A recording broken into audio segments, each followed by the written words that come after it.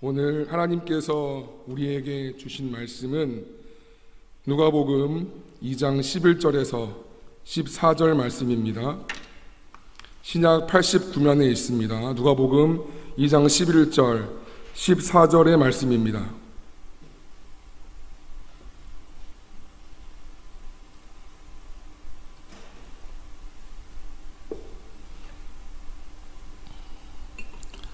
네 절인데요. 우리 다 같이 처음부터 끝까지 합독했으면 좋겠습니다. 신약 89면에 있습니다.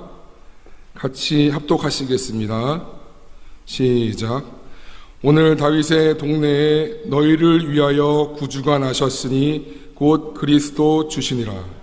너희가 가서 강보에 쌓여 구유에 뉘어있는 아기를 보리니 이것이 너희에게 표적이니라 하더니 후련히 수많은 천군이 그 천사와 함께 하나님을 찬송하여 이르되 지극히 높은 곳에서는 하나님께 영광이요 땅에서는 하나님을 기뻐하시는 사람들 중에 평화로다 하니라.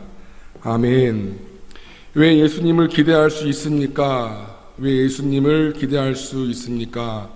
라는 제목으로 주의 말씀 증거하겠습니다. 우리 같이 한번 인사할까요? 띄엄띄엄 앉아있지만 어떻게 인사할까요? 잘 오셨습니다라고 인사하면 좋겠습니다. 우리 양옆에 보시면서 저 보시면서 잘 오셨습니다라고 같이 한번 인사하시면 좋겠습니다. 잘 오셨습니다. 예, 잘 오셨습니다. 정말 잘 오셨습니다. 오늘은 대림절 첫째 주일입니다. 그렇죠? 대림절은 성탄절 전에 4주간 동안 예수님의 탄생과 재림을 기다리는 교회력의 절기입니다. 대강절, 강림절이라고도 말하는데 다 같은 거지요.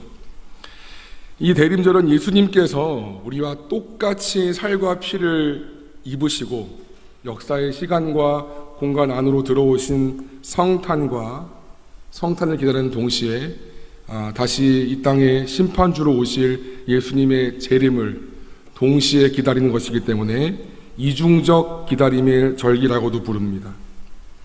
여러분, 누군가를 기다리거나 어떤 소식을 기다려본 적이 있으시지요? 임신한 엄마는 아이를 배고 10달 동안 아이를 만나기 위해서 기다립니다. 그렇죠? 그리고 사랑을 고백한 누군가는 그 사랑을 받은 이의 승낙을 기다리지요.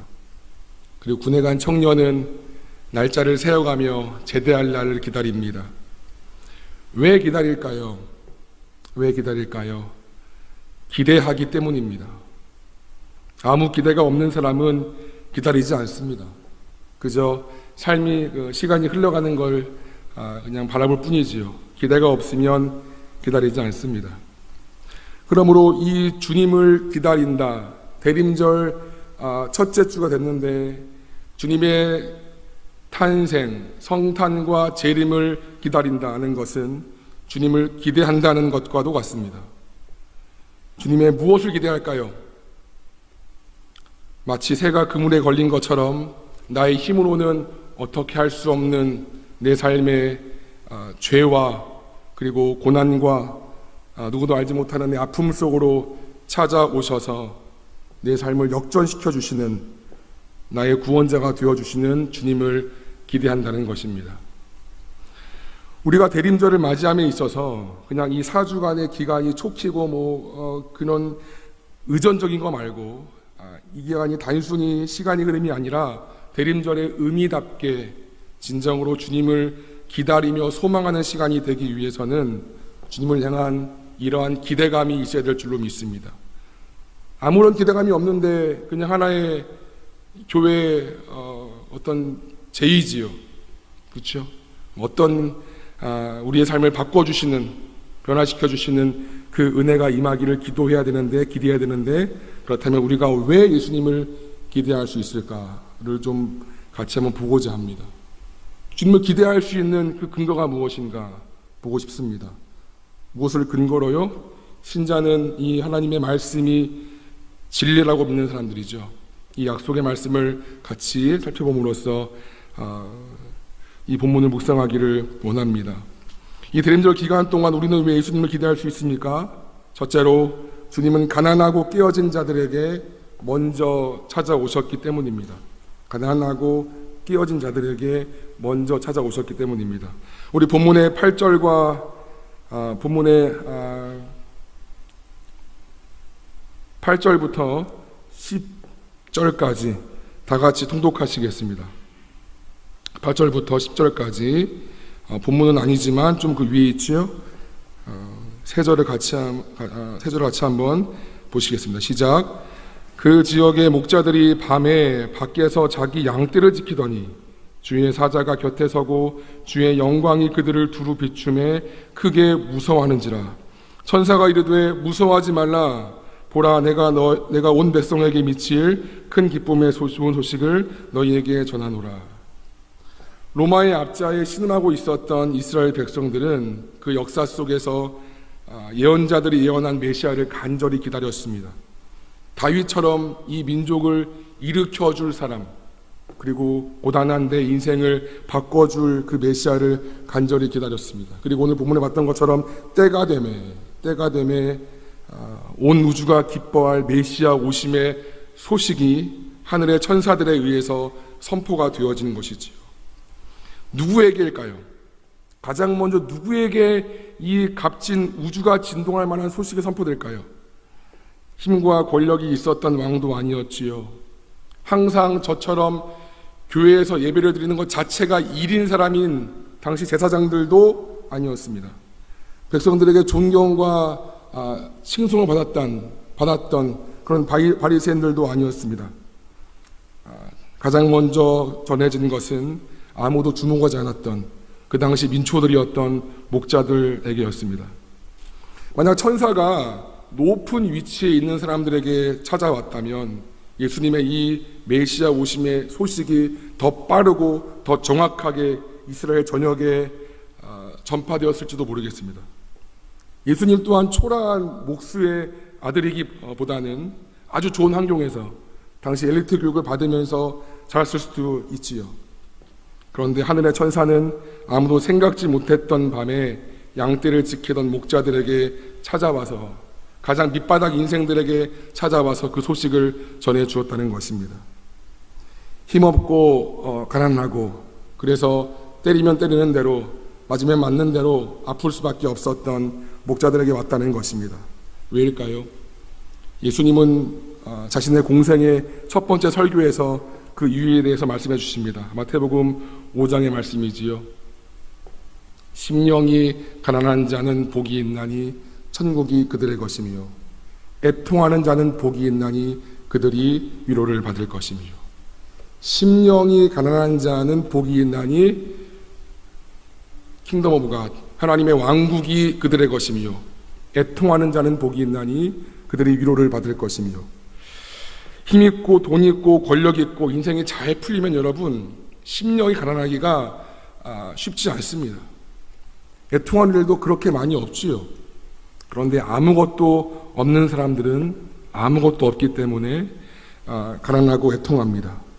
주님은 그렇게 아무것도 없는 이들에게 찾아오셔서 모든 것이 되어주시기를 기뻐하시는 것입니다. 그래서 힘있고 권력 있고 빽 있고 그런 사람들 말고 가장 밑바닥 아무도 주목하지 않았던 야간 작업하고 있었던 그 목자들에게 찾아오신 것입니다. 왜?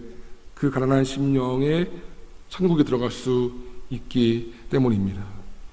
또한 시편 51편 이렇게 말합니다. 같이 한번 읽을까요? 시작. 하나님께서 구하시는 제사는 상한 심령이라. 하나님이여 상하고 통회하는 마음을 주께서 멸시하지 아니하시리라. 제가 상한 심령, 상하고 통회하는 마음을 영어로 봤어요. broken spirit, broken heart이에요. 깨어진 마음, 조각난 마음, 상처난 영입니다. 우리의 죄와 삶의 많은 문제들로 갈갈이 찢겨진 broken heart라는 말입니다. 우리가 교회 올 때 그래도 잘 차려입고 오고, 그래도 웃으면서 오고, 헌금도 드리고 지금처럼 봉사도 하지만 이 broken, 깨어진 마음과 영이 sacrifice, 가장 좋은 제사라고 말씀하십니다. 그거 자체가 우리의 부요한 마음이 아니고 죄에 대하여 고통하고 삶의 여러 가지 문제 때문에 괴로워하는 그 하나님 앞에 정직한 그 깨어진 마음이 가장 최고의 재물이라고 말씀하시는 것입니다. 여러분, 다윗의 고백한 시편 중에 가장 유명한 시편이 있죠? 23편이지요. 1절 같이 한번 암송해 볼까요? 다 우리 청년부 수준이면 다 알 것 같은데, 시작. 여호와는 나의 목자시니 내가 부족함이 없으리로다. 아멘. 제가 말씀드렸어요. 이 시편 23편은 가장 전 세계적으로 많이 암송되고 사랑받는 시편이지요. 참 목가적이고 아름다운 시편입니다. 근데 이 고백이, 다윗의 이 고백이 나올 때는 나오는 환경 그렇지 않았어요. 자신의 장인이 온 나라의 군사력과 정부력을 동원해서 벌레 같은 나 하나 잡자고 들쑤시던 때였죠. 광야에서 아무것도 없을 때 이 고백을 합니다. 이것은 다윗의 정신승리일까요? 그렇지 않은데 나는 그렇게 할 수 있어. 정신통일일까요? 아니면 삶을 긍정적으로 바라보는 긍정적인 마음일까요? 그렇지 않았습니다. 남들이 보기에는 부족한 것이 많은 광야일지라도 그 사랑과 보호를 실제로 경험했기 때문에 정말 자신은 객관적으로 부족하지만 주관적으로 부족함이 없다고 고백하는 것입니다. 이것은 하나님과 다윗만의 비밀인 것이죠. 그런데 여러분, 재밌진 않지만 안타까운 건 다윗이 이 고백이 그가 왕이 되어 모든 것을 평정하고 평안할 때까지는 이어지지 않는 것 같습니다. 만약 그때 그 만족했던 그 가난했던 심령이 이어졌다면 그는 충성된 신하의 아내를 범할 수 없었고 그를 몰래 죽이지 않았을 것입니다. 그것이 우리 인간의 연약함이고 그것은 다윗이나 저나 여러분이나 다 마찬가지라는 것이죠. 사랑하는 여러분, 진로도 불투명하고 취업도 불투명하고 앞으로 어떻게 살아야 할지 모르겠고 여러 가지 일들로 괴롭고 아프십니까? 이때가 주님 만날 절호의 기회임을 명심하시기를 바랍니다. 하나님은 상하고 통회하는 심령으로 자신을 정직하게 찾는 이들을 만나주시고 애통하는 자들을 위로해 주십니다. 이게 첫 번째 우리가 예수님을 기대할 수 있는 이유예요. 우리 다 백 없잖아요. 우리 다 돈 없잖아요. 우리 뭐 다 그게 그런 삶인 거잖아요. 다 깨어진 심령입니다. 겉으로는 다 웃고 있지만 이 마음으로 나아갈 때 하나님께서 만나 주신다는 것입니다. 두 번째는 예수님은 인생들을 위한 생명이 되셨다는 것입니다. 인생들을 위한 생명이 되었다는 것입니다. 우리 11절과 12절을 같이 한번 통독하시겠습니다. 큰 소리로 잠이 오니까 같이 한번 읽지요, 여러분. 예, 시작. 네? 네, 다시 11절과 12절의 말씀입니다. 시작. 오늘 다윗의 동네에 너희를 위하여 구주가 나셨으니 곧 그리스도 주시니라. 너희가 가서 강보에 쌓여 구유에 뉘어 있는 아기를 보리니 이것이 너희에게 표적이니라 하더니. 여러분, 11절 보시면 정말 놀라운 말씀이 있어요. 곧 그리스도 주시니라. 이 말씀은 전체 신약에서 이 구절만 보여지는 겁니다. 그리스도는 여러분 기름 부음 받은 자는 뜻이고 특별한 목적을 위해서 구별되었다는 것입니다. 모세가 최초의 이스라엘 제사장이었던 아론과 그의 아들을 제사장을 세울 때 기름을 부었지요. 그렇죠? 그리고 사무엘이 최초의 이스라엘 왕이었던 사울을 임명할 때 기름을 부었습니다. 그리스도, 기름 부음 받은 자란 뜻이지요. 근데 그 옆에 주가 있지요. 주는 헬라어로 퀴리오스라는 뜻인데 구약에서는 이 단어가 야훼, 여호와에 대해서 쓰였습니다. 하나님을 지칭했던 그 야훼라는 단어를 그대로 갖고 온 거예요. 그리스도 주. 즉 예수님이 주라는 것입니다. 하나님의 이름을 지칭한 단어를 예수님께 붙은 것이지요. 즉 성경은 예수님이 인류의 구원자로서 이 땅에 성육신하신 하나님이심을 애초부터 명확하게 초반부터 명시하는 것입니다. 여러분, 온 우주를 조성하셨어요. 너무 식상하나요? 해와 달을 만드셨고요. 지금도 끝을 알 수 없는 우주의 끝을 아시는 분이시잖아요. 그 하나님께서 역사의 시간과 공간, 그 차원을 지으신 하나님이 그 차원 안으로 피와 살을 입고 들어왔다는 것입니다. 우리가 로또 30억에 1등 당첨됐어 그러면 놀라 자빠지지요. 근데 만약에 1조 원이 네 통장에 들어왔어 라고 한다면 별 감흥이 없습니다. 여러분, 너무 놀라 자빠질 일이면 믿기지도 않을 뿐더러 감각도 없어요.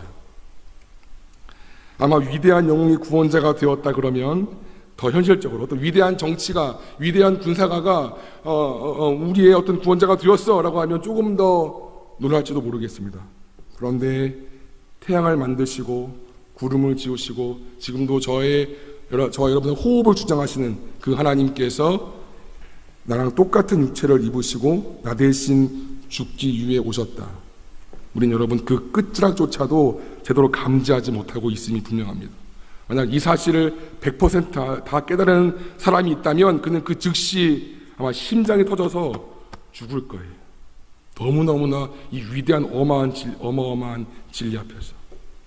그러니 이 사실을 조금이라도 깨닫고 믿은 사람들은 내 삶을 다 바쳐서 이 복음 증거한다고 다니면서 순교까지 하는 것입니다. 그런데 그 하나님이 완전히 부모에게 의존해야 할 아기로 태어났어요. 왕의 자녀 말고요. 우리 다 아는 것처럼 천한 목수의 아들로 마국간에서 태어났어요. 그렇죠? 그리고 구유에 누이셨습니다. 성경은 여러분 12절을 보면 이게 되게 중요해요. 이 말이요. 이것이 너희에게 표적이니라.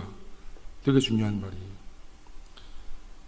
하나님께서 오셔서 똑같이 아기로 출발하셨어요. 100% 의존해야 되는. 그리고 그가 그 마국간에서 태어났고 구유에 누웠다. 이것이 너희에게 표적이래요. 여러분 무슨 표적이에요? 뭘 말하는 거예요? 여러분 구유는 뭘까요? 구유는 여러분 아시죠? 소와 말의 밥통이에요. 여물을 주면 말이나 소가 이렇게 우적우적 먹잖아요. 그 밥통을 말하는 것이지요. 그러면 그 안에 담긴 건 어떤 거지요? 소와 양의 밥인 거지요. 근데 예수님께서 구유에 누이셨다.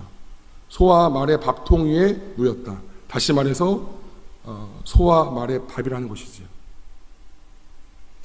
죄로 인해 하나님을 알지 못하고 죄에 빠져 있던 사람들은 짐승과도 같다고 성경은 증언합니다. 베드로후서 2장 12절 말씀이에요. 그러나 이 사람들은 본래 잡혀 죽기 위하여 난 이성 없는 짐승 같아서 그 알지 못하는 것을 비방하고 그들의 멸망 가운데서 멸망을 당하며, 아무리 똑똑하고 잘나고 잘 나가도 생명 되신 주님을 알지 못하면 그들은 그저 그들의 멸망 가운데서 죽을 수밖에 없는 인생이라고 성경은 증언합니다.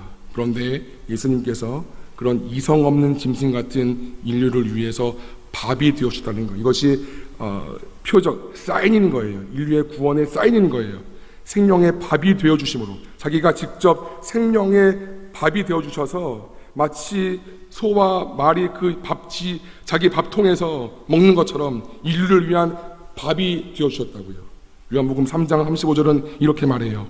예수께서 이르시되 나는 생명의 떡이니 내게 오는 자는 결코 줄이지 아니할 터이요 나를 믿는 자는 영원히 목마르지 아니하리라. 여러분 이 말씀이 믿어지세요?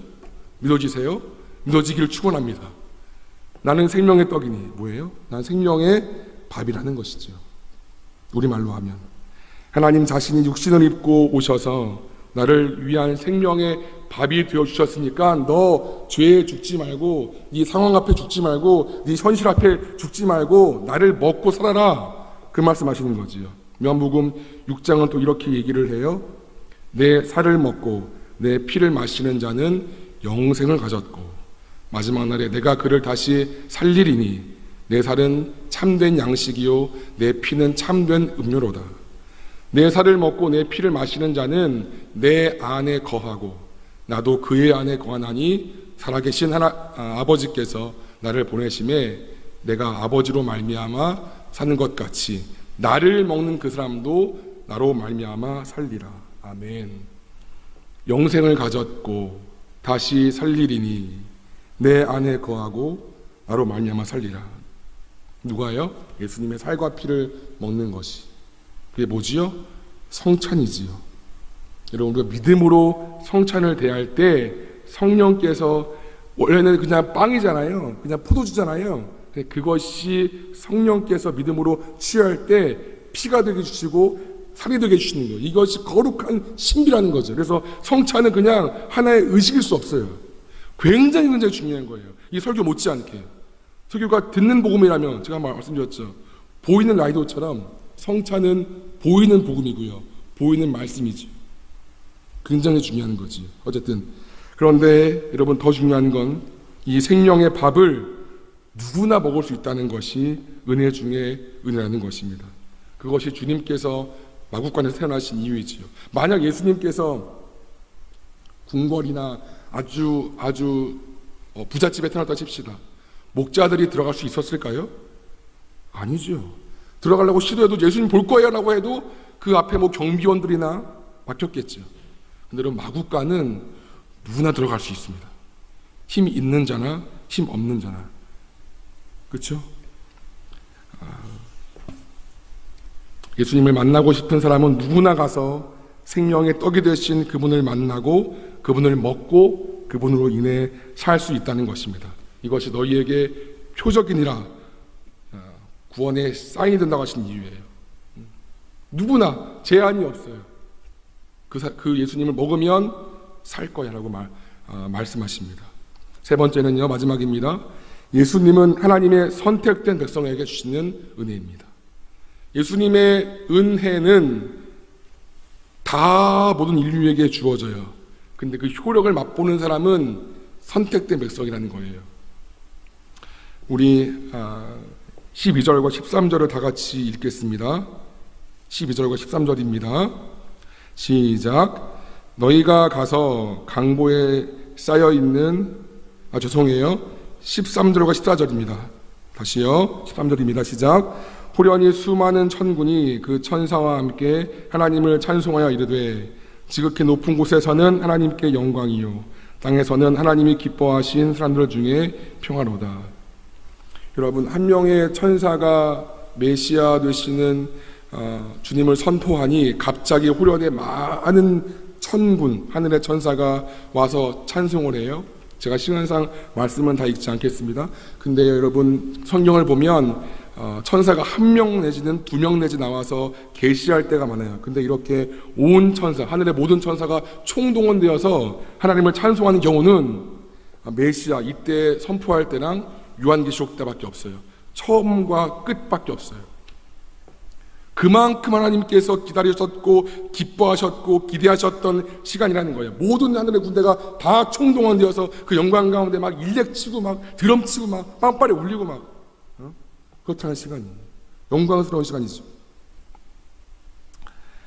근데 이 복음이 모든 사람에게 다 적용되는 것이 아니라, 여러분, 그 말이 중요해요. 하나님이 기뻐하신 사람들 중에 14절이지요.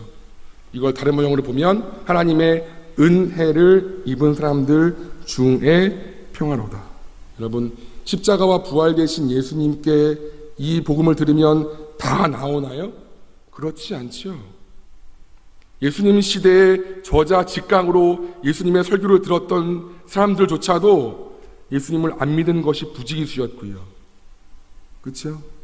말씀을 늘 연구했던 예수님 언제 오시나, 메시아 언제 오시나 구약을 달달 외웠던 성경 PhD 박사들도 예수님 들었지만 몰랐어요. 심지어 가룟 유다는 3년 동안 그와 동고동으로 했으면서도 배반했지요. 여러분, 예수 믿는 것이 쉬운 거예요? 아니에요. 평생 예수님 복음 전에도 끝까지 안 믿다가 준 사람도 많아요. 근데 여러분들은 왔잖아. 이게 기쁨이라고, 이게 은혜라고요. 내가 억지로 왔던, 아유 가기 싫은데 또 가야 되네, 그냥 왔던, 믿어서 왔잖아. 예배하잖아.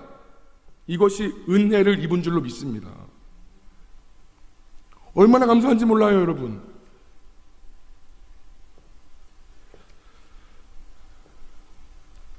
여러분, 이 사실 하나만으로도 우리가 충분히 내적 힘과 소망을 가지고 살았으면 좋겠습니다. 신자는 여러분, 이러한 인생의 결론을 갖고 사는 사람들이 신자예요. 아무리 많은 인생의 굴곡이 있지만 우리의 결론은 정해졌잖아요. 결론이 예수로 결론난 사람들이잖아요. 얼마나 감사해. 하나님의 은혜를 기뻐하시는 사람들 중에 평화로다 라고 되어 있어요. 여기서의 평화는 뭐냐면, 이 피스, 평화는 내 인생이 잘 풀리고 내가 계획한 대로 착착착착 잘 돼서 근심이 없어, 이것이 아닌 것이고요. 죄로 인해 단절된 하나님과 죄된 인간 사이의 화평을 말합니다. 로마서 5장 10절에서 11절이에요. 같이 한번 읽겠습니다. 시작.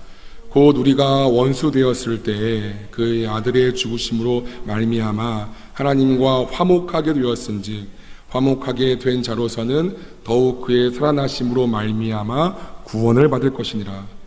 그뿐 아니라 이제 우리로 화목하게 하신 우리 주 예수 그리스도로 말미암아 하나님 안에서 또한 즐거워하느니라.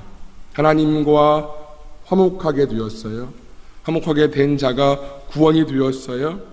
그 사실로 결론한 사람들이 하나님을 즐거워한대요.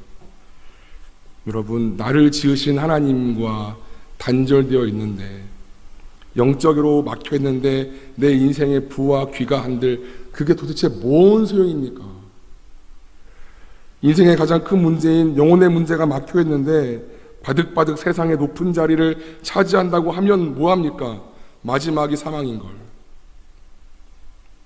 근데 우리는, 신자는 하나님의 은혜를 입고 하나님의 기뻐하심을 받은 사람들 중에 평화로다. 하나님의 은혜를 입은 사람들이죠. 이 문제가 해결된 상태에서, 이미 해결된 상태에서 출발하는 사람들이라는 것입니다. 할렐루야. 이것이 신자의 위대함인 줄로 믿습니다. 여러분, 출구 없는 세상을 긍휼히 여기며 답이 없어요. 여러분, 세상에 아무리 좋은 과학, 아무리 좋은 이론, 뭐 진보 이론, 지식적인 얼리어답터가 된다 한들 세상에 답이 있을까요? 답 없어. 답이 안 나와. 답이 안 나와요, 세상은. 왜? 죄의 문제를 결코 해결할 수가 없으니까. 아무리 많은 철학과 아무리 많은 종교를 대입한다 할지라도 세상 앞에 당당함으로 맞설 수 있는 이유가 바로 이것인 줄로 믿습니다. 오늘 설교가 되게 빨리 끝나네요. 말씀을 정리합니다. 대림절은 예수님의 성육신 탄생과 재림을 기다리는 이중적 기다림의 시간입니다. 기다린다는 것은 기대한다는 것이죠. 우리는 근데 왜 예수님을 기대할 수 있을까요? 이 대림의 시간에 그냥 4주 지나고 성탄절이다, 그거 말고 왜 기대할 수 있을까요? 주님은 우리처럼 힘없고 어려운 청년들, 마음이 힘든 사람들에게 가장 먼저 찾아오시기 때문입니다. 또한 주님은 모든 인류의 생명의 밥이 되시고요, 우리는 그 중에서도 하나님의 은혜를 입어서 이 자리에 있는 사람들이기 때문입니다. 그것이 주께서 우리의 상한 마음과 고단한 인생길을 바꾸시고 일으키실 것이라는 충분한 근거가 되는 이유입니다.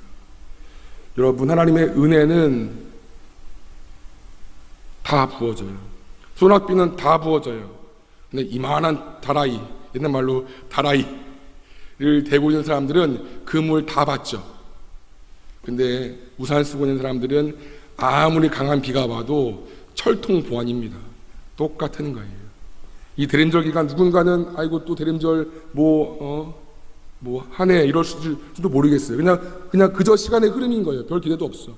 근데 이 4주간을 진정 예수님을 묵상하고 예수님의 다시 오심을 묵상하고 이 말씀처럼 내 인생을 바꾸실, 지금 내 인생이 정말 괴롭고 힘들지만 성탄에 오시는, 다시 오실 주님 재림을 기다리는 그 마음으로 묵상하고 기도하고 준비하는 사람들은 하나님께서 성탄의 그 날에 진정으로 그 자리, 그 위치 바꿔줄 줄로 믿습니다.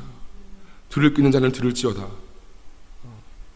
이것이 성탄의 신비고 대림의 신비인 줄로 믿습니다. 제가 여러분한테 나쁜 말 하겠습니까? 기도하고 받은 말씀을 선포하지요. 해보시면 참 좋겠습니다. 예수님의 이런 모습과 약속을 깊이 묵상함으로 내 처한 상황과 인생에 임하시는 은혜를 경험하는 저 여러분 되기를 간절히 축원합니다. 아멘.